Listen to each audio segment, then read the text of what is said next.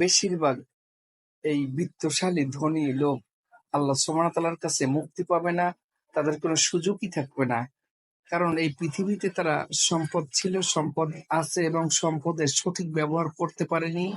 আর এই সম্পদের সঠিক ব্যবহার করতে না পারার কারণে তারা কখনোই মুক্তি পাবে না। কারণ আল্লাহ সুবহানাহু ওয়া তাআলা কোরআনের এক আয়াতে বলেছেন, আমি অর্থটা এমনই বুঝেছি যে আপনি যে কাপড় পরিধান করেন, বস্ত্র, এটারও আল্লাহ সুবহানাহু ওয়া তাআলা হিসাব গ্রহণ করবেন। আপনি যে পানি পান করেন তারও হিসাব গ্রহণ করবেন।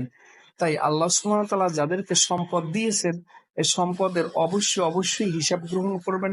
আপনি যদি এই সম্পদের হিসাব দিতে না পারেন তাহলে আপনি কখনোই মুক্তি পাবেন না। কারণ আপনি যদি কারোর হক নষ্ট করে থাকেন, সেটা আপনি কিভাবে, আল্লাহ সুবহানাহু ওয়া তাআলা বলেছেন যে তিনি আমানত খেয়ানত পরের হক নষ্ট করে বেবিচার জুলুমকারী এদেরকে কখনোই ক্ষমা করবেন না।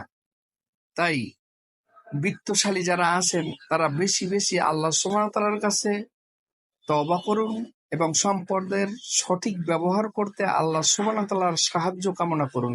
আর আপনি যদি সঠিক ব্যবহার করতে না পারেন তাহলে আপনি পরজিন্দিগি অনন্তকালের জাহান্নামী হয়ে যাবেন, কোনো সন্দেহ নেই।